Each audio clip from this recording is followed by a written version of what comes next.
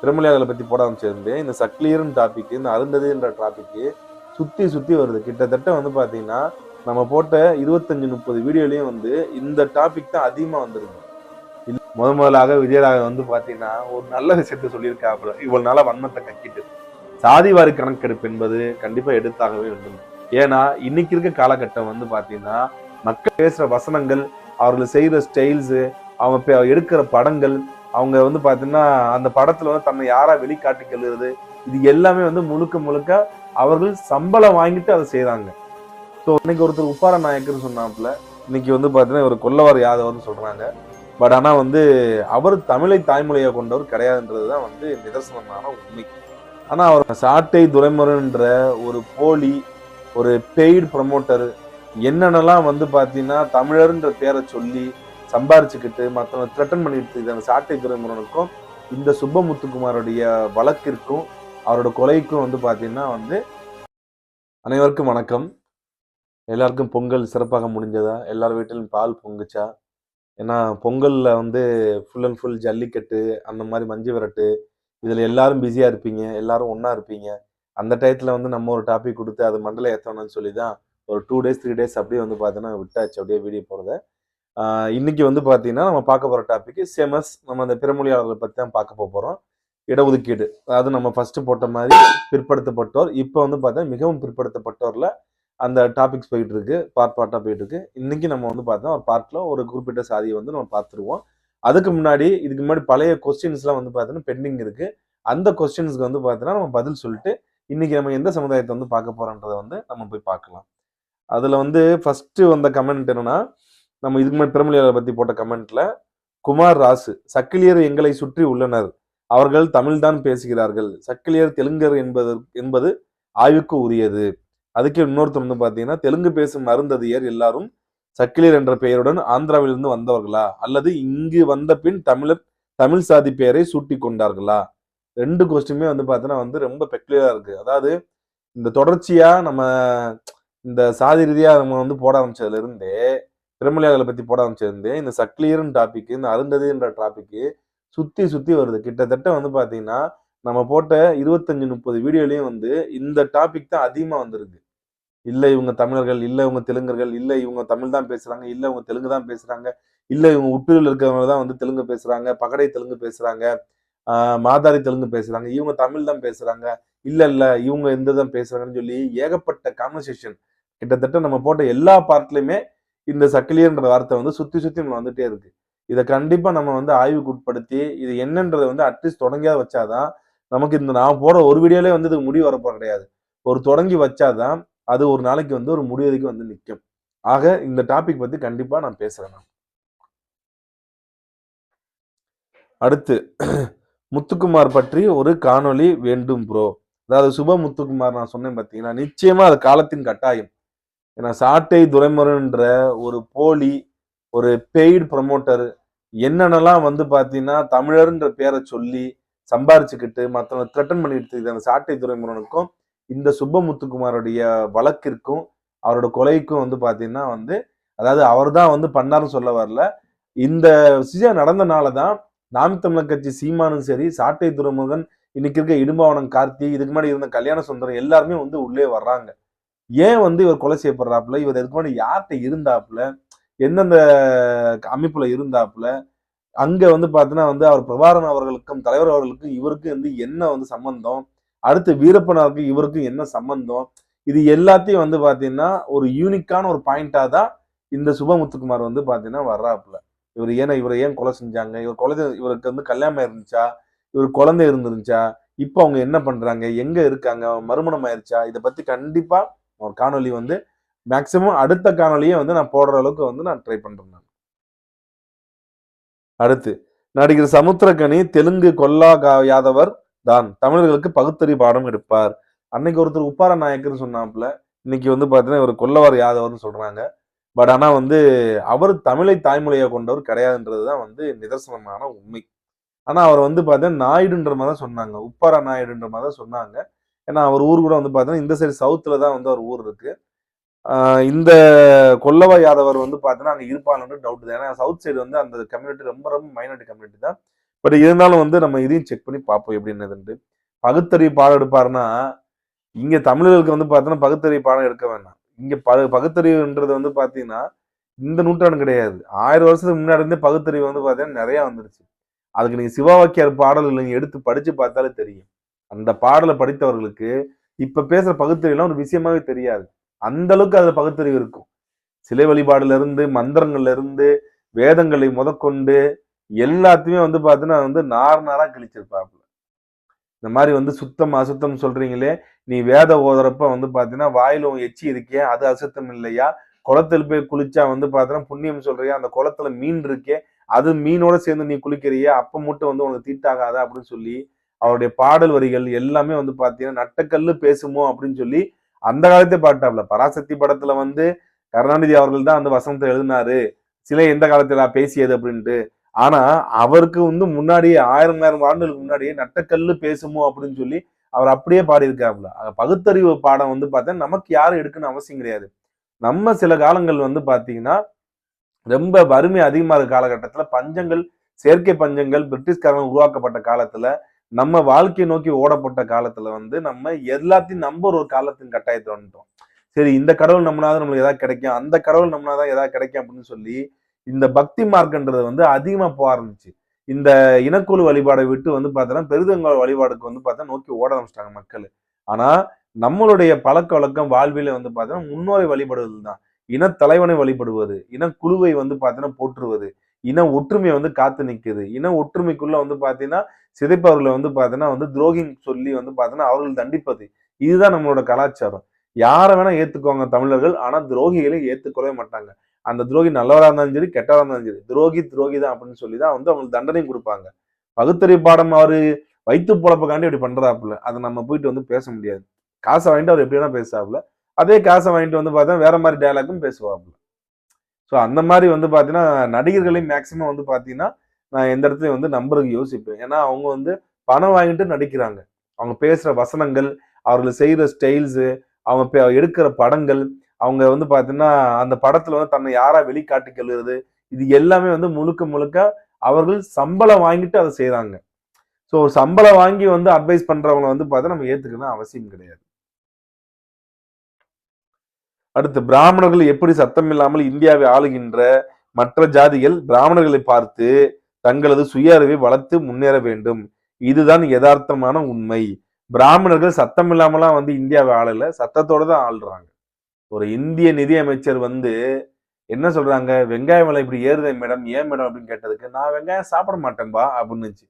இதை விட வந்து உங்களுக்கு சத்தத்தோட அதிகார திமிரதோட மமதையோட இந்த மாதிரி எதேச்சி அதிகாரத்தோட வந்து பார்த்தீங்கன்னா யாருனால பதில் சொல்ல முடியும் சொல்லுங்க?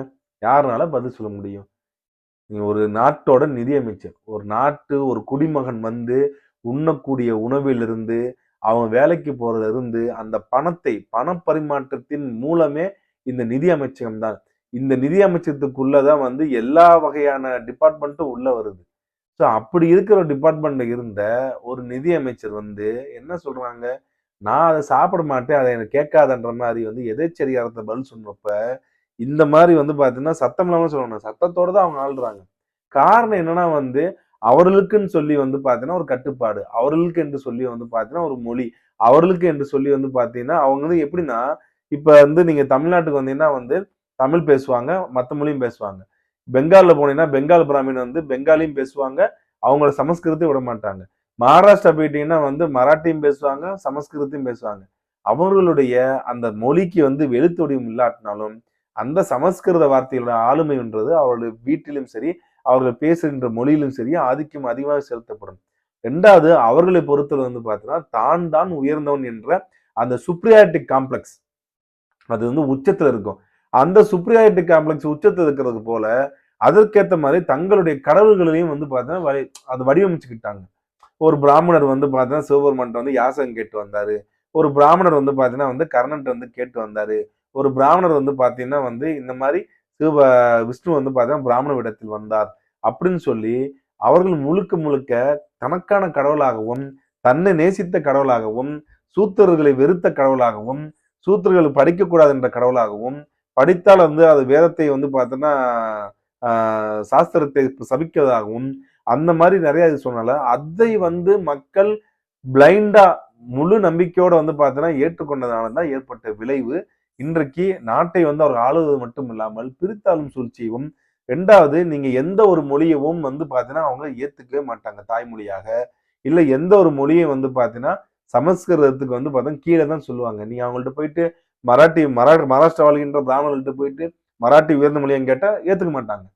அவங்கள பொறுத்தளவுக்கு வந்து பார்த்தீங்கன்னா சமஸ்கிருதத்தை தவிர மற்ற அனைத்து மொழியுமே நீச பாஷை தான் அது. அதுல எந்த மாற்று கருத்துமே கிடையாது. ஏன்னா நீங்க வந்து உத்தரப்பிரதேஷ் போனாலும், மத்திய பிரதேஷ் போனாலும், கர்நாடகா போனாலும், எந்த ஸ்டேட் போனாலும் சரி, அவர்களுக்கு சமஸ்கிருதம் மட்டுமே உயர்ந்தது. அவர்களுக்கு வந்து தாங்கள் மட்டுமே உயர்ந்தவர்கள். அவர்கள் மட்டுமே வந்து கடவுளின் குழந்தைகள். அவர்களால் மட்டுமே வந்து பார்த்தீங்கன்னா கடவுளிடம் பேச முடியும். அதனால்தான் அது தேவ பாஷை. தேவர்களிடம் மட்டுமே பேச முடியும். அதாவது தேவர்னா கடவுள்கிட்ட மட்டுமே பேசக்கூடிய மொழி. அது அவர்களுக்கு மட்டுமே தெரியுவாங்க. ரொம்ப நம்ம அழுத்தி புடிச்ச ஆதாரத்துல வந்தோம்னா சமஸ்கிருதம் ஒரு கண்ணு, தமிழ் ஒரு கண்ணுன்னு சொல்லி சிவபெருமான் போட்டுறாப்புல. உடுக்கையை வைத்து வலம் பக்கம் அடிக்கும் போது தமிழும், இடம் பக்கம் அடிக்கும் போது சமஸ்கிருதமும் உருவாச்சு அப்படின்னு சொல்லி அப்ப கூட வந்து பாத்தீங்கன்னா அந்த துருப்பிடிச்ச அந்த ஆயுதத்தை வந்து கீழே போடவே மாட்டாங்க, அவங்க வச்சுக்கிடுவாங்க. அவங்க வந்து பாத்தீங்கன்னா தமிழ்நாட்டில் சாதிவாரி மக்கள் தொகை கணக்கெடுத்து அதன் விகிதாச்சார அடிப்படை பணி வழங்க வேண்டும். இதை உடனடியாக செய்ய வேண்டும். பல சமூகங்களுக்கு கிடைக்க வேண்டிய சலுகைகள் கிடைக்கவில்லை என்பது நிஜம். 1000 வருடம் நமது நாடு அடிப்படை காரணமாக இருந்தது ஒற்றுமை இல்லாமையில் தான். ஜனநாயகப்படி தேர்தல் நடத்தினால்தான் அரசு அமைகிறது. தயவு செய்து பிரிவினைவாதம் வேண்டாம். இந்த அமைப்பில் குறைபாடு இருந்தால் அதற்கு என்ன தீர்வு என்று சொல்லுங்கள். முதலாக விஜயராக வந்து பாத்தீங்கன்னா ஒரு நல்ல விஷயத்த சொல்லியிருக்காப்புல. இவ்வளவு நாளா வன்மத்தை கக்கிட்டு சாதிவாரி கணக்கெடுப்பு என்பது கண்டிப்பா எடுத்தாகவே வேண்டும். ஏன்னா இன்னைக்கு இருக்க காலகட்டம் வந்து பாத்தீங்கன்னா மக்கள் தொகை அடிப்படையிலையும் விகிதாச்சார அடிப்படையிலும் தான் வந்து அந்த இது போய்கிட்டு இருக்கு. நீங்க ஓட்டு யார் அதிகமா போடுறாங்களோ அவங்கதான் ஜெயிக்கப்படுறாங்க. அது மாதிரிதான் யாரு எவ்வளவு இருக்காங்களோ அதுக்கேத்த மாதிரி வந்து விகிதாச்சார அடிப்படையில அவர்களுக்கு உண்டான இடஒதுக்கீடு, அவர்களுக்கு உண்டான சலுகைகள் கொடுக்க வேண்டும் என்பதுதான் இன்றைக்கு இந்தியா ஃபுல்லா பரவலா பேசப்படுகிறது. எல்லா மாநிலத்திலையும் வந்து பாத்தீங்கன்னா ஜாதிவாரி கணக்கெடுப்பு நடத்தி முடிச்சுட்டு வர்றாங்க. தமிழ்நாட்டில இன்னும் ஆரம்பிக்கவே இல்லை. இவங்களை கேட்டா மத்திய அரசாங்கத்தை கை காட்டுறாங்க, மத்திய அரசாங்கத்தை கேட்டா தமிழ்நாடு அரசு அதை ஒத்துக்கலன்னு சொல்றாங்க. ஆக மொத்தம் சாதிவாரி கணக்கெடுப்பு நடத்தப்பட்டா தமிழர்களுடைய மெஜாரிட்டி என்பது தமிழ்நாட்டுல ஓங்கி ஒலிக்கும் என்பது அனைவருக்குமே தெரியும். ஆனா நமக்குள்ள இருக்கிற உட்பிரிவினை எல்லாம் வந்து பாத்தீங்கன்னா தள்ளி வச்சுட்டு ஒரே புள்ளியில வந்து பாத்தீங்கன்னா இணைஞ்சு அவர்களுக்கு உண்டான இடஒதுக்கீடை வந்து பாத்தீங்கன்னா பெற்றுக்கொள்ள வேண்டியதுதான் என்னுடைய கருத்து. இந்த வாய்ப்பையும் வந்து பாத்தீங்கன்னா விட்டுறாதீங்க.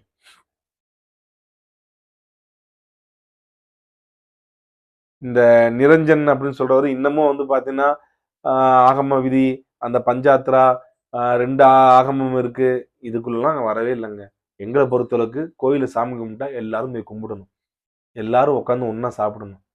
சாப்பிட்டு வந்து பார்த்தீங்கன்னா எல்லாம் ஒண்ணா சந்தோஷமா அந்த இடத்த விட்டு வெளியே போகணும். நீ அந்த இடத்துல உட்காரணும், நீ இங்கதான் உட்காரணும். இது வந்து பார்த்தீங்கன்னா இந்த கடவுள் அப்படி வந்தாப்புல, இவர் வானத்தை பொளந்து வந்தாப்புல, பூமியை பொளந்து வந்தாப்புல, வானத்தை இந்த பூச்சி வந்தாப்புல, இந்த கதைகளே, இந்த ஆயா கதைகளே வந்து எதுவும் வேண்டாம். தமிழருடைய மெய்யில் 5 கடவுள் வந்து இருந்தாங்க. 5 கடவுளுமே 5 இனக்குழு தலைவர்கள் தான்.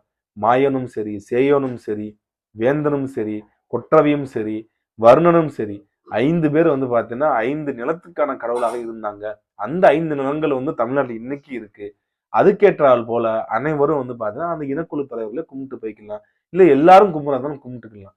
அவங்களுக்கு கும்பிடுறதுக்கு வந்து ஆகமன்றது எதுவுமே கிடையாது.